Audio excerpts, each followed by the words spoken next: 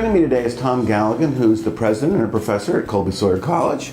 Tom, thanks so much for letting us come into your office. Yeah, it's great. Thanks for being here. So, my first question is a little bit of personal history. What's the path to become a president of a college? Is it something you set out to do? Give me a little bit about Tom's life. Yeah, sure. No, it wasn't something that I necessarily set out to do at all.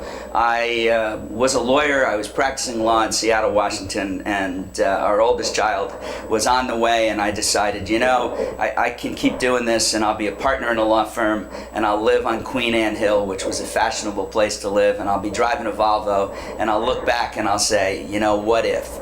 So I decided that I would try teaching law. I went to Columbia. I got an advanced degree. I got a wonderful job. I spent 12 years at LSU teaching law, and sometime during that 12-year period, we were complaining about our dean, and I thought to myself, if you're going to complain, maybe you should see if you could do a better job. So that was my path to academic administration. I became the dean at the University of Tennessee College of Law. I was there for 8 years. It was a wonderful period of my life, and we sort of went through a few presidents, and so the same kind of thought process recurred, which was, if you're complaining about this, you think you could do a better job.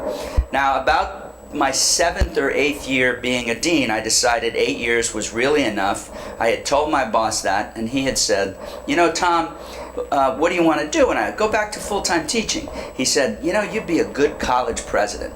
So John, the seed was planted in my mind. I came up to New Hampshire to visit my daughter Sarah, who was a first-year student at Dartmouth, our son Patrick, who was a junior at Bates College. I flew back to Knoxville, where we were living, and within 2 weeks I had an email from a search firm that said, Colby Sawyer College in New London, New Hampshire makes every decision by asking, how do students benefit? And I thought, boy, that sounds neat. I'm going to check it out. I called up my boss. I asked him about Colby Sawyer. He said, I don't know much. What I know is good. I'm going to nominate you. And the next thing I knew, I was on campus in February. I was interviewing. I had sworn I wouldn't be emotionally involved. I looked out the window. The snow was falling. I thought, I'm emotionally involved, and that is basically how I became a college president. And you became it in February, so there's a degree of loyalty to. I did become a president in February. And toured in February. I toured in February, and actually the appointment came in February. And a couple of things that are kind of funny about that is we went to visit Sarah in Hanover after that, and our flight was on a Sunday, and it hadn't really snowed. It had kind of flurried. As we were driving to Manchester, the snow was just coming down, and I was driving. I said to Susan, it's great to drive in New England because the people know how to drive in the snow, and she reminded me that they did and I didn't, so that I should slow down. But yeah, we came back and we've loved every day of it. You're retiring as president after 10 years. Yeah. What does the president do next? That's a good question. I have a 5-year term, so I've had 2 5-year terms, and 10 years has been, it seems to me, for me and for the institution, the perfect length of time. When I became a dean, I said, I'm not going to do this if it ever becomes rote. And this job has never been rote, but I don't want it to be. So after 10 years, I think, what's my next adventure? As I said, I spent 20 years in legal education, and perhaps that's where I'll head back.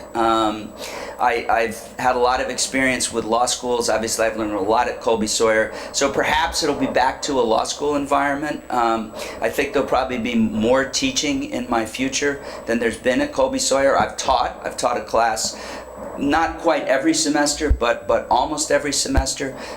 So I want to get back in the classroom a little bit more, get back a little bit more to my scholarship, but we'll see. Susan says I have a 6-year itch, and I think that's a little bit short, but definitely 10 years has been a really good run. Well, it's a good tour to do something, to get things accomplished. Yeah. And then to move on. Yeah. We got about 30 seconds, and Okay. I got to go back to one of the first places that you taught. And LSU. Yeah. So here's, I try to always throw in a real tough question. Is LSU, do they have a chance of being number one this year in the football? They do have a chance of being number one in football.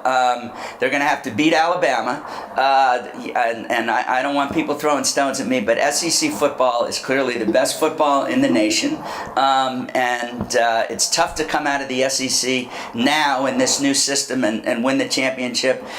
So we're pulling for the Tigers, but certainly I'm a Stanford grad, and Stanford's one of the best one-loss teams in the country. It could be the Tigers versus Stanford. I would go to sleep a happy person. Well, that's it for this segment. In our next segments, we're going to talk a little bit more about the success at Colby Sawyer. So please stay with us.